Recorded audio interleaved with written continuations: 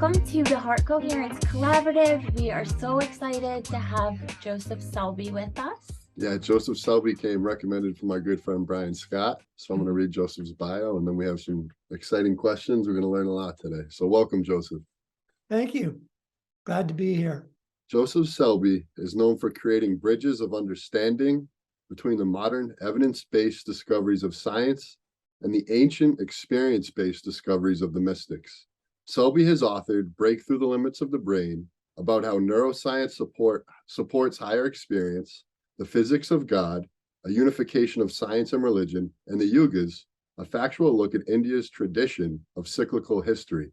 A founding member of Ananda and a dedicated Kriya Yoga meditator for nearly 50 years, he has taught Yogananda's yoga, meditation, and universal experiential spirituality throughout the US and Europe. So excited to have you with us. Yes, welcome. Thanks for having me. So I would love to start off. It gets me really excited because I think a lot of people talk about quantum physics and they might have just maybe a little bit of information that they gathered from seeing what the belief do we know, or, you know, these different places. And I would love to hear you just talk about the path that we've been on scientifically, from scientific materialism, which is almost a religion itself, to the discoveries in quantum physics and what those experiments were that started showing us that there was more that we could actually access on a scientific level.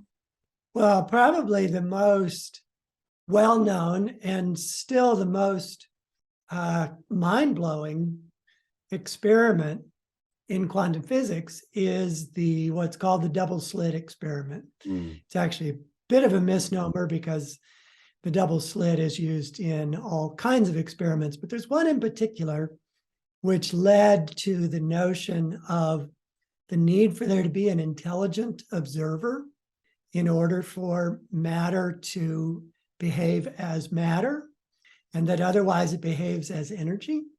And this is a little hard to describe without visual aids, but essentially, they recorded what happens when you send photons, which are the particle form of light.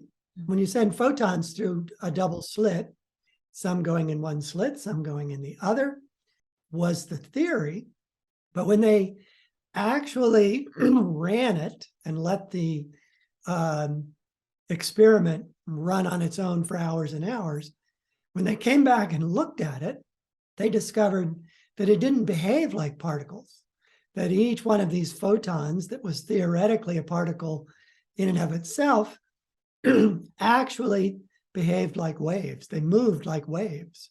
And so this was completely unexpected.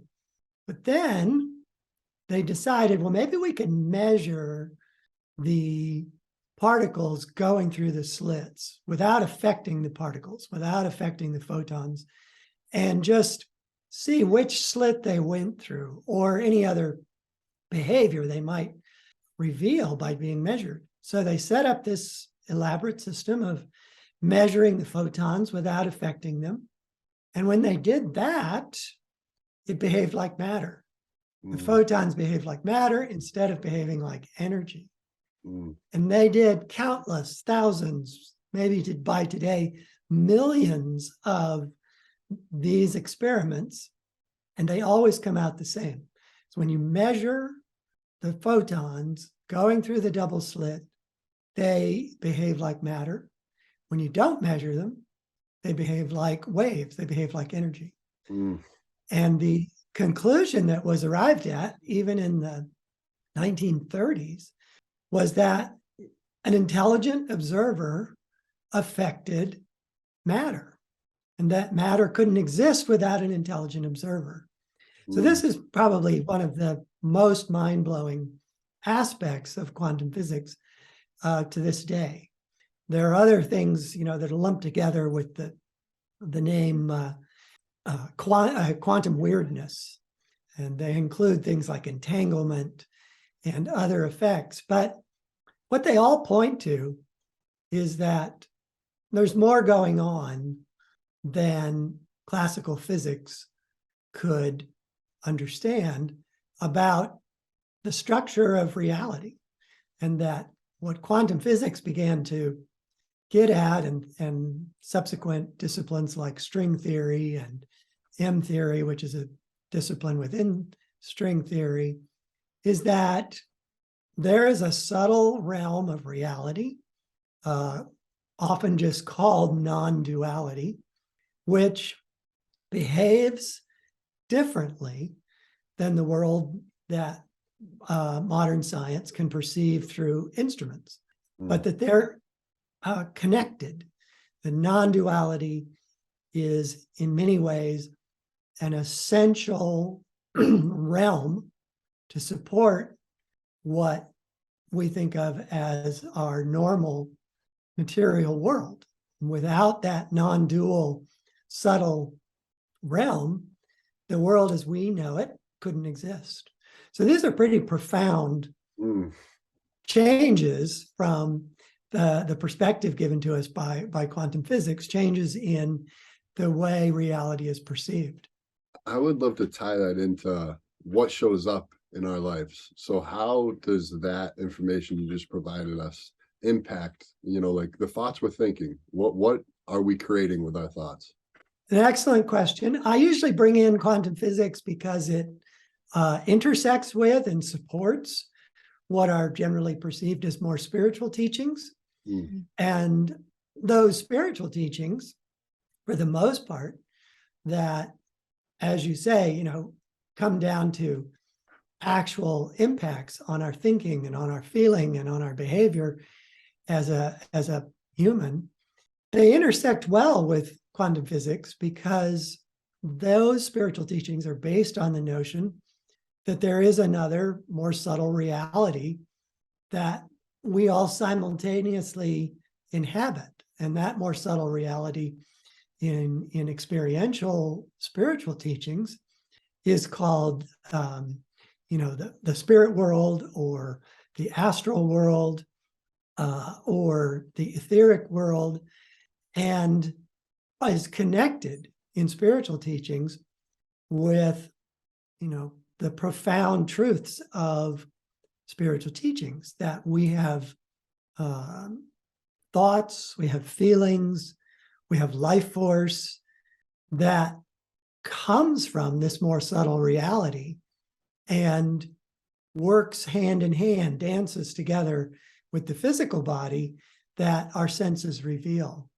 So that support that quantum physics gives to spiritual teachings is what I think makes them the most interesting and the most significant. You referenced M theory. Can you talk more about what that is? Well, M theory is utterly fascinating to me, and we could talk about it for hours. So I'll try to be succinct. But M theory, as I mentioned earlier, is a discipline of string theory, and it's probably the most accepted version or flavor of string theory. And it is based, as I already alluded to earlier, it's based on this idea that there is a non-dual reality that exists, if you will, beyond the physical world, but yet sustains the physical world. The basic idea of string theory is that there is a reality of energy that is so much smaller than the atom, as the atom is smaller than we are. So these strings and rings of energy are said to exist at a billionth of the size of the atom, which is already mind-blowingly small, right?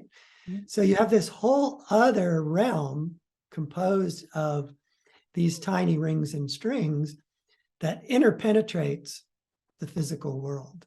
So one of the things this gives support to is the notion that we can have a subtle body ourselves composed of these tiny rings and strings of energy, which is what for millennia has been known as the astral body or the subtle body. And that the subtle body is pure energy.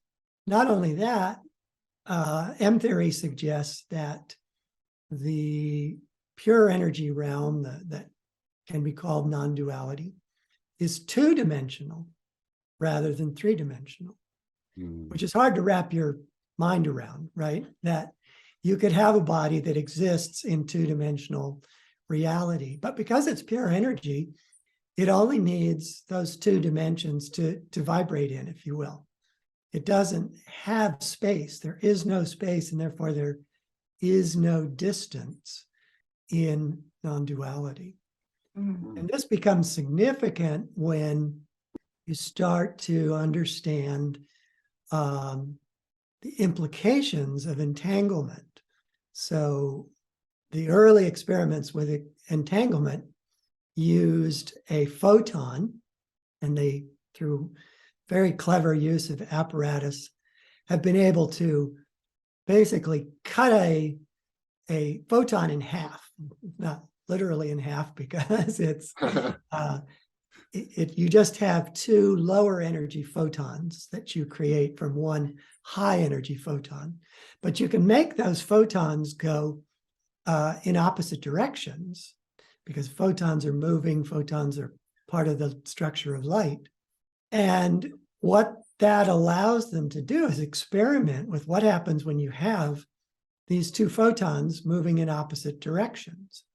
And they will put apparatus that will measure them when they arrive in either direction. And one of the things that they discovered, and is perhaps the deepest curiosity about entanglement, is the moment you measure one photon and you measure it for its properties, and spin is often one that is measured, or polarity is measured, inevitably and always, the other photon will have the opposite spin or the opposite polarity. And they only become particles, as we talked about, when they're measured. So how is it possible that the unmeasured photon that is traveling at the speed of light in the opposite direction will always have the opposite properties, opposite spin, opposite polarity? And if in some way these two photons are communicating with each other, soon as one's measured, then it communicates to the other, you know, I'm vertical polarity, you're horizontal polarity. That communication of information would have to happen at speeds exceeding the speed of light, which according to classical physics is impossible. Nothing can exceed the speed of light.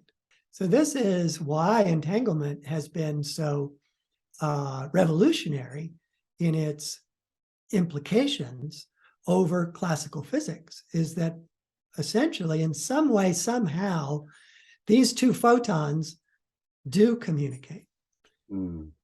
So that takes us back to where I started, in that this two-dimensional non-dual reality has no space and it has no distance. So when one photon is measured, the instant before it's measured, those two photons are still in this non-dual realm where there is no space. So they aren't communicating, in a sense, faster than the speed of light. They're communicating instantly because they're both still in this non-dual realm. So I'm getting really technical here. You have to rein me in if this is more than you want to know.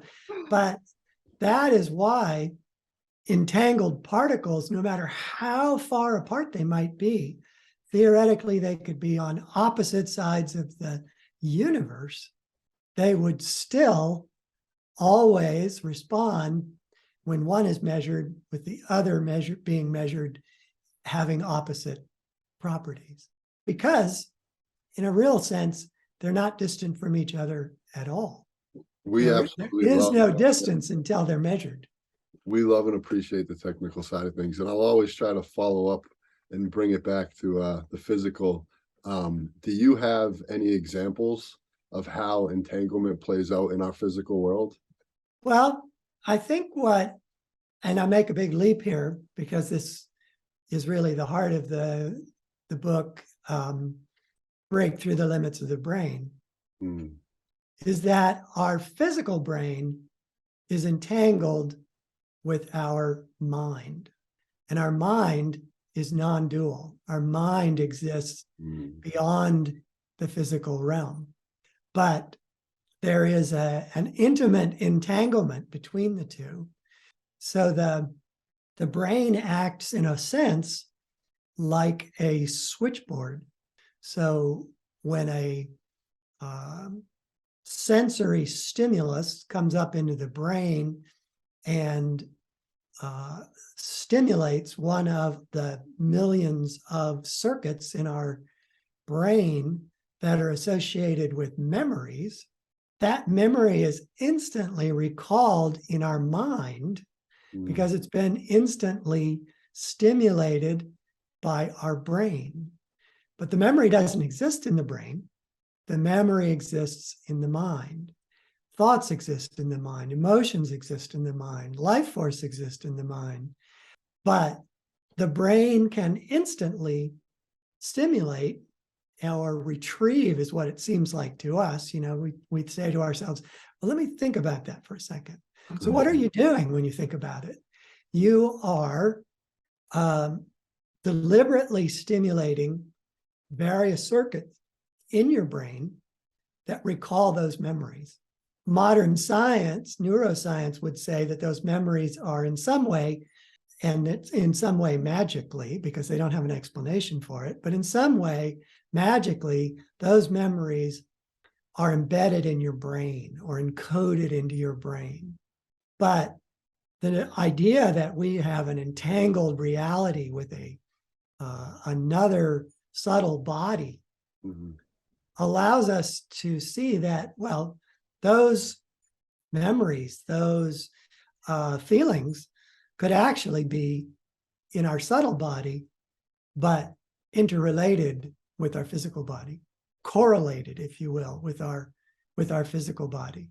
So I think, again, all of these intriguing things like the intelligent observer paradox and entanglement essentially all support and indicate that we live in two different realities simultaneously. We live in this non-dual, pure energy realm that is posited by M theory, by many of the various disciplines within quantum theory, but also posited by spiritual teachings. And so they intersect, they work hand in glove with explaining many of the mysteries of human existence, such as how can somebody have a near-death experience when their brain has flatlined and yet still be aware of themselves, still have memories, still have a sense of self when they're in this near-death experience. And I think the answer to that, which spiritual teachings has been saying for a long time, but is now somewhat supported by physics, is that they're in their non-dual counterpart. They're in their astral body. And their astral body is and always has been the source of feeling, the source of ideas, the source of memory. Even when you're operating in your physical body, the source of all that is still the astral body because they work together seamlessly. So to finish your question about M theory, which, as I say, fascinates me endlessly, is there's another facet to M theory that also explains deep spiritual teachings, and that is the holographic principle.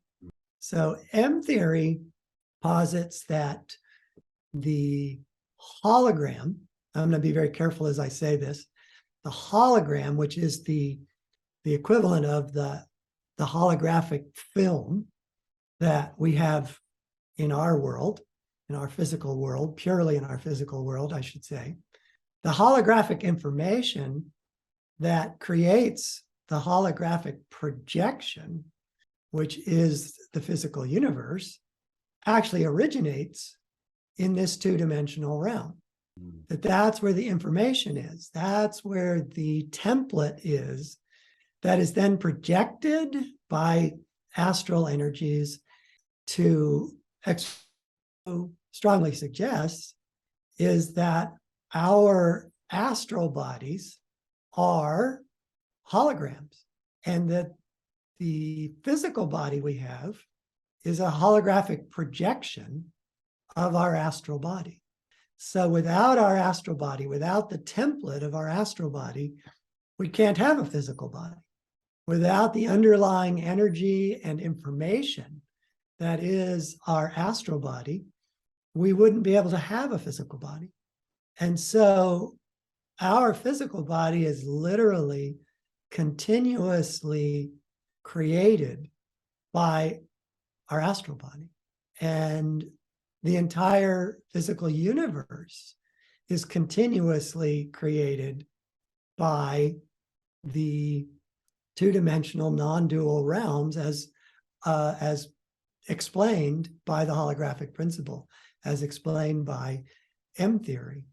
So this makes a lot of things dovetail in spiritual teachings. M theory gives us a location for the heavens. So not only do we have astral bodies, but when we die, we go to the astral regions. That's what's described by near-death experiencers. They describe, not all of them go as far as you will into their experience, but many who do go describe essentially heavenly realms, pure light, wondrous realms full of love, full of peace, full of energy. They vibrate with the power of Om. And this is exactly how the heavens are described. So for those who are, dying and not returning, they're going to this astral realm in their astral body that still has all their memories, that still has all their feelings, that still has their sense of self. And that is life after death. That is the reason why we can live on, we can reincarnate, because a core, the major core of who we are is undying, and in fact, never was a part of the physical universe. It interpenetrated our physical body in the physical universe, but it never actually was in the physical universe. So when we die, we just literally drop this body. It goes away, and so much of who and what we experience, even with the physical body, remains in our astral form. And then our perception becomes purely astral rather than this kind of mix of physical perception and astral perception. So that's one thing M theory provides us, is this kind of location for the heavens. And then the other is this mechanism for why the astral body is our template for the physical body, and how tendencies that we have are manifested in our physical bodies. There's an old saying about you're born with the face that came with the body, but by the time you're in your 40s or older, you have the face you deserve. I never heard that. That's awesome. And that can be a great face like yours that's full of life and smiling at me and with both of you, or it can be grumpy and sad and that's not just a matter of using your face to have those expressions. Your face actually starts to take on those characteristics, and it can only do that if the feeling part of your nature is changing the template that is continuously projecting holographically your physical body. And this, you can understand this in so many ways. It's why we are healthy or unhealthy. The deep emotions that we have profoundly affect our physical health. We don't see it necessarily with the senses unless we've gone too far, if you will, with that negative emotion. And then we start to see outward and inward results of that in ill health, if it's a negative emotion. But if we could see our astral body, and some people can, we would see that that negative emotion is just like a dark stain in our template, and that it's vibrating in very inharmonious ways, and it's affecting our projection. It's affecting the astral projection, the holographic projection that is our physical body instantly. And that our physical bodies actually change constantly in really tiny ways that are hard to see with the physical senses, but in very obvious ways if we could see them in our astral body and see with astral perception. But as soon as you have an emotion, as soon as you have a thought, as soon as you recall a memory, your astral body responds. And then if you could see it, you would see that your physical body is also responding positively or negatively. My physical body's brain has exploded because of this interview. Yeah. I would love to hear what you feel the role is of endogenous DMT in near-death experiences or in spiritual experiences, and also your thoughts about psychedelics and what's happening with both endogenous or a substance that you're taking and how that relates to your astral body. It's a good one. Well, let me start by saying that your brain, by habit, tends to fire neural circuits that we've created over the years by simply behaving in certain ways, right? Whatever behaviors we do regularly get supported by the brain. One way I put it is your brain is an obliging servant. You know, anything you do, from physical movement to habitual practices, you know, the way you cook breakfast, the way you dress, all of these things will be supported by neural circuits that make all of those things more easy and more automatic, right? So if you're not really concentrating on the task at hand, you will almost always find that you're still doing it, right? You're still brushing your teeth. You know, just because you were thinking about what you had to do later in the day didn't mean you stopped brushing your teeth. But those habitual circuits took over the lion's share of the process. And this is great. Otherwise, we would spend an enormous amount of time every day concentrating purely on the routine aspects of what we do. The end result is that we have millions of circuits in the brain, and we tend to just flow from one circuit to the next, to the next, to the next. Certain substances, whether they're endogenous or artificial or natural products that we ingest, can radically disrupt that normal routine firing of our neural circuits. And suddenly we have no habit. We have no habit of perception. We have no habit of movement. We have no habit of behavior. We are much, much more aware of our astral self than we are of our physical. Although we can be really aware of our physical too in certain uses of hallucinogenic drugs and endogenous experiences.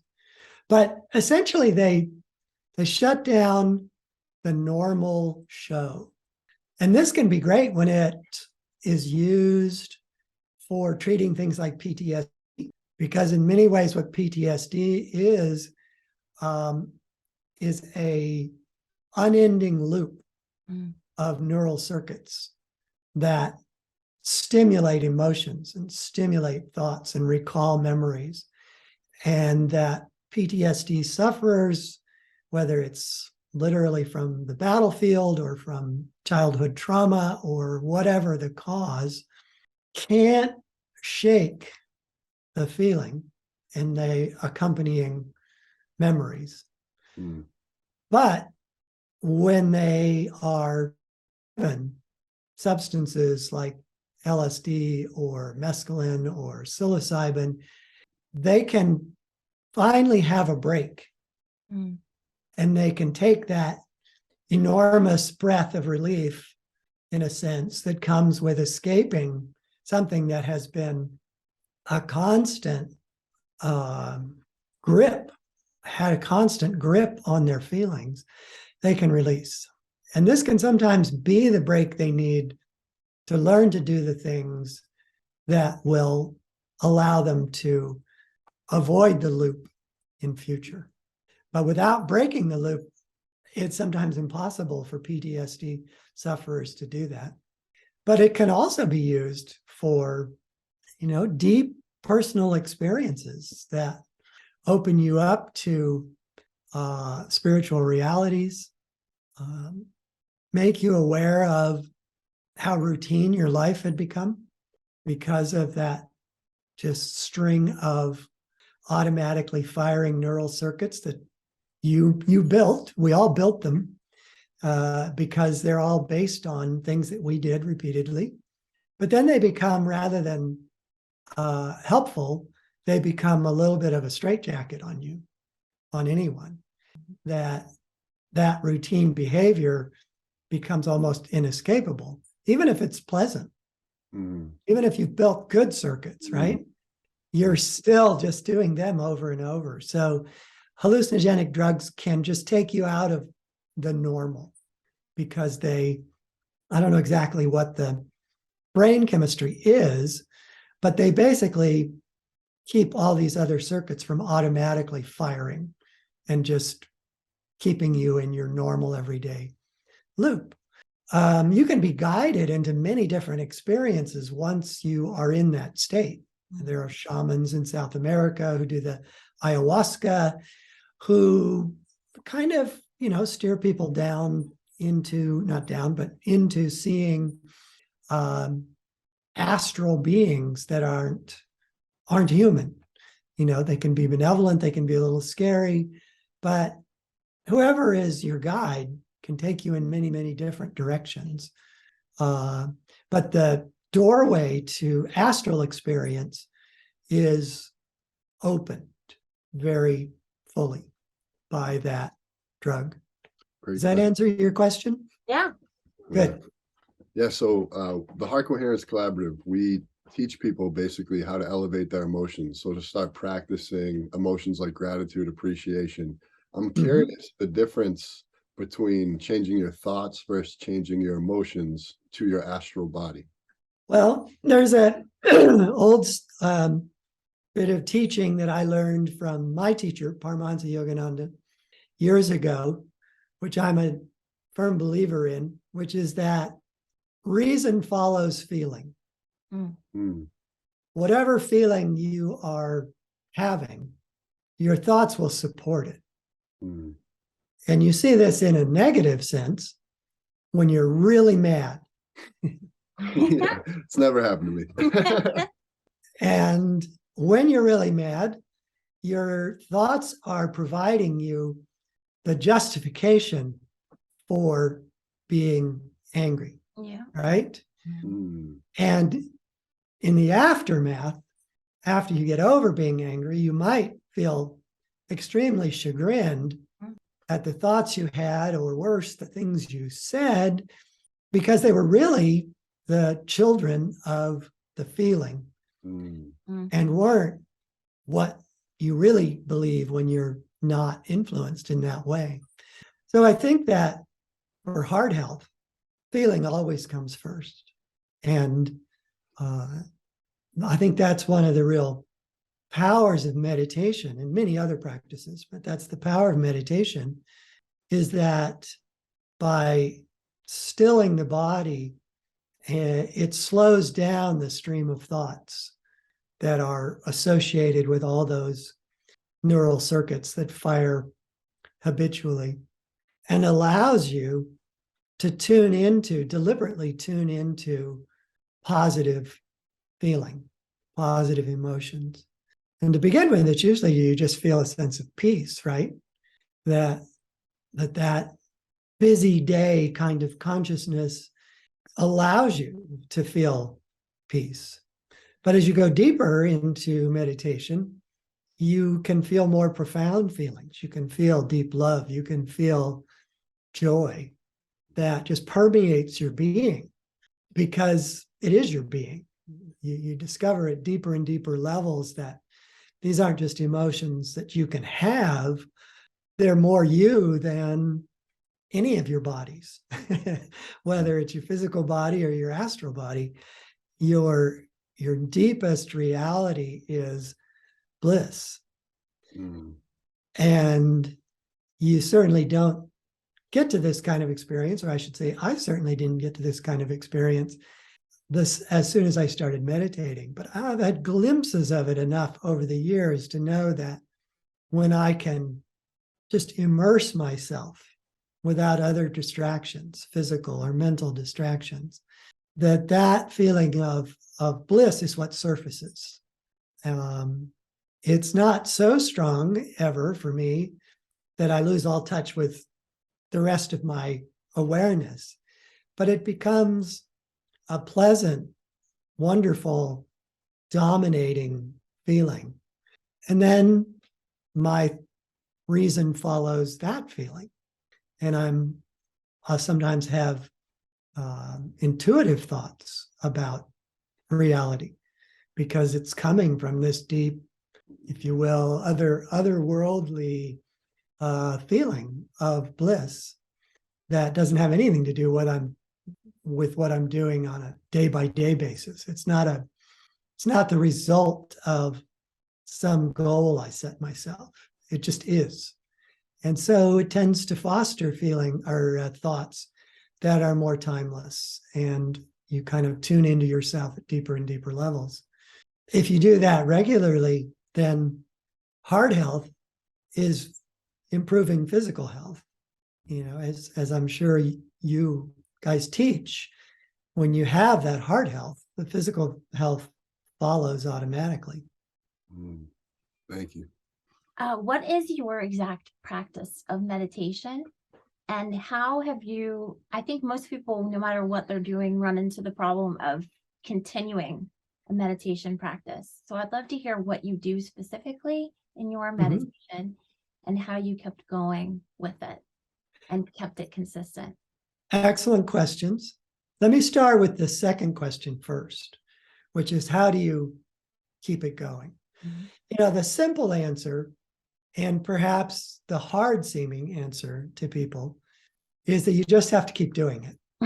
Yeah, that's the answer. You know, Do it. there isn't necessarily a magic trick that allows you to keep doing it without having some deliberate effort to keep doing it. But there are things that can help you, and they're based on this idea of anything you do over and over, your brain will start to support by building neural circuits that support it. But for a meditation practice, there could be more to it than just the act of meditating. You can do things that positively support the broader experience you have when you meditate. So and all those things in that broader experience tend to encourage you to meditate more. So you can be deliberate about encouraging that broader experience. One, you can have a lovely place to meditate. You know, create a space that you like going into and that you find appealing. Play music before you meditate that uplifts you or puts you in the mood to meditate. It might be chanting, might be classical music. You can burn incense, which is a really common thing that people do. You can wear clothes that are comfortable, but that are your meditation clothes, So all of these things help you get into the mood to meditate. Mm. And that's maybe not half the battle, but it's certainly part of the battle. So then when you finally sit cross-legged or sit in a chair, whatever your position is, you're already predisposed to want to meditate. And that's the biggest part, right? Feeling sets thoughts in motion. So if you're feeling like you want to meditate, you're a long way closer to actually meditating than not. So do all those things. Think about your practice as a whole, not as I'm going to go do this technique. Think about one way I described it to somebody was, think of it as a part of your day that you really look forward to and associate with things you really associate positively. And one fellow said, "Oh, you could take a bath." And I said, "Well, of course, if you take a bath and that relaxes you, then do that and then meditate." So make it a part of your day. Make it a overall experience of your day that includes a meditation technique. All these things will help you meditate regularly. Mm-hmm. And then when you get down to the actual meditation technique, there are many. The ones that I do, I began with what's called the Hung Saw technique. And this is the first one I learned. It's the first one taught by Paramahansa Yogananda's sort of system of meditation. And the Hung Saw technique is a technique where you watch the breath. And there are many techniques where you watch the breath. But in this case, you also mentally say hung as you inhale and saw as you exhale. So the advantage to it, and I find it personally a big advantage, is that it gives your mind something to do. Mm. If you don't give your mind something to do, it will go do something else. Mm. Like thinking about what you're going to do later today, what your conversation was like with somebody the day before. We all know this. The mind tends to just zoom along. So by focusing the mind not only on the breath, but on saying hung and saw, it's a big help to getting the mind to slow down, and the cascade of interconnected thoughts will also slow down. This is helped also by sitting still. So one of the kind of laws that Yogananda taught is that any sensory experience that you have, particularly movement, triggers a thought. So if you keep moving to get yourself more comfortable, right, which is something we all tend to do, you figure, oh, that one little spot there, I can get it to let go if I just move my shoulder or whatever, will simultaneously trigger thoughts. So learning to sit still is invaluable. And to begin with, you just have to sit still. This may sound illogical, but by resisting the impulse to move, the body will stop moving. And then it's not a constant battle of resisting its tendency to move. The body will obligingly create circuits that keep it still. Something that I encountered, which I still find fascinating in my research for how to break through the limits of the brain, is that when you go to sleep, there is a brain circuit that turns physical movement off. Fabulous, right? It also disconnects you. There's another circuit that disconnects you from sensory stimuli, This is why you can be asleep and there can be noises going on. They don't wake you up. And that is because your brain has literally cut off your higher brain functions from sensory input. So if you can do it in sleep, you can eventually do it in meditation.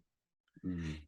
You can sit so still that the body just doesn't move anymore. You've triggered that same circuit that eventually gets triggered when you sleep, only you're doing it consciously.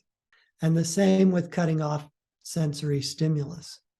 Yogananda referred to this back in the 20s and 30s as disconnecting the sense telephones. Mm.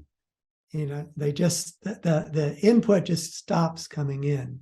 And this is what Hong Sa is really good at doing, is disconnecting the sense telephones by just bringing your brain down to fewer and fewer thoughts and just focused on the breath.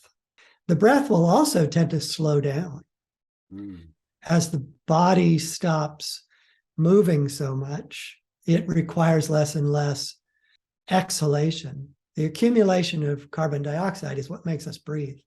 Oddly enough, it's not the lack of oxygen. It's the accumulation of carbon dioxide that triggers breathing. So as you sit still, your body produces less carbon waste products and you breathe more slowly. And as you breathe more slowly, you move less. The thoughts slow down. And this whole thing is a virtuous circle, as they call it, rather than a vicious circle, is that everything helps everything else.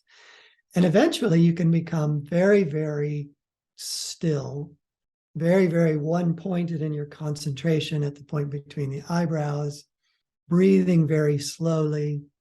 And what you can then experience, it's different all the time and it's different for different people, but you might experience light.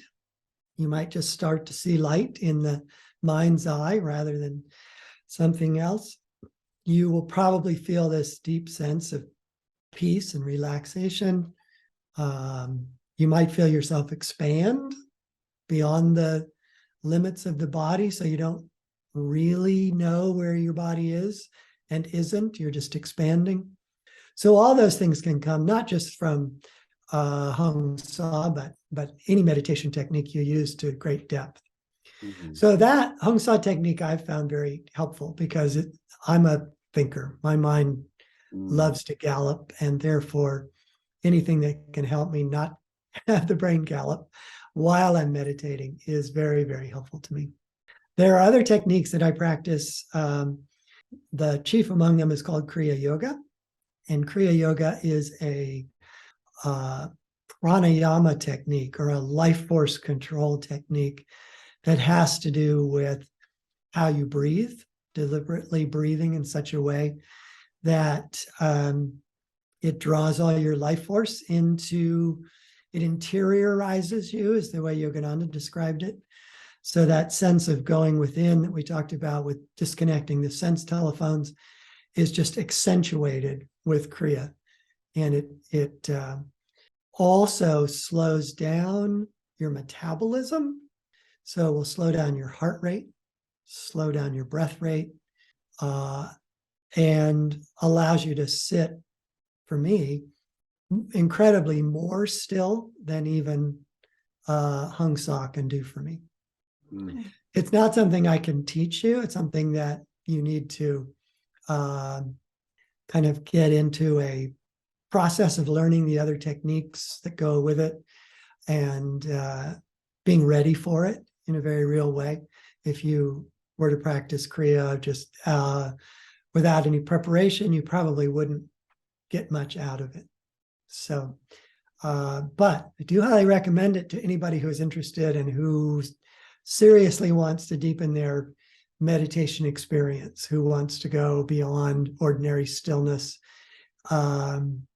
Kriya is very powerful.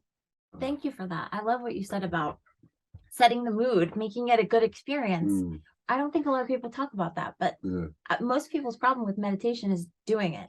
is Yeah. actually doing And it. these are just helpful, you know, they're Yeah. just like little things you can do kind of around the core of Mm. meditating that get your positive circuits firing that say, yeah, I do want to meditate. Yeah. I'm not too busy to meditate. Mm. Meditating would be a nice thing to do right now. Mm. And when those circuits start firing, you're more likely to meditate. Yeah, it's kind of like going on a date with yourself. I feel like it's like Yeah, set it. yeah, it's a good way to describe it. Yeah. Yeah. The other thing that happens is that your brain not only supports all these associative activities like lighting incense and etc., but it also supports the actual experience that you have in meditation. Hmm. So when you do start to be more still and you start to have these deeper feelings, there are circuits that help you stay in that feeling. Hmm. So your brain, again, is an obliging servant. It will be, you know, as busy as a bumblebee if you train it to be as busy as a bumblebee, but it can also be as still as a pond with no wind if you train it to be still that way. And it's the same things in both instances, which are these circuits that support things. So if you have circuits that are, there are circuits that will turn off other circuits. So we talked about it already in sleep, but when CAT scans or PET scans are done of people who are deeply meditating, they go through a progression where the hindbrain, the largest part of your brain, begins to gradually stop firing as you meditate. And the front of your brain, the forebrain, becomes more and more lit up. But then eventually, some meditators who go incredibly deep, the forebrain will shut down as well. Mm. And that the whole brain will be quiescent. So that forebrain being lit up is a predecessor to the entire brain going quiet. And that's because those circuits that are going to get you there to that absolute quietness are needing to fire in the forebrain. Wow. This has been a fascinating interview. We'd love to do it again with you sometime. Yes. And we'd also just love to know how we can support you, how our followers can support you, and any offerings you have available. The easiest thing is for people to go to my website, which is josephselbie.com. The spelling of my last name, Selbie, is somewhat unusual. It is S-E-L-B, B as in boy, I-E. Mm-hmm. The more common spelling is S-E-L-B-Y. Mm-hmm. But mine is S-E-L-B-I-E, so josephselbie.com. You can learn about all my books. You can read articles. There are meditation resources on that site. All of my books are available through Amazon, and they're all available in print, Kindle, and in Audible. A lot of people these days like to listen to their books rather than read their books. And in fact, over half of my experience-ship, my readership, is listening these days rather than the other options. So they're all available that way. And if you want to contact me, you can also find information about that in the website. Thank you so much. Thank you so much. We have so many more questions, so I hope we can do this again. Sure. Just let me know. We'll set something up. Thank you, Joseph. Thank you, everybody. Thank you. Sending love to everybody. Thank you.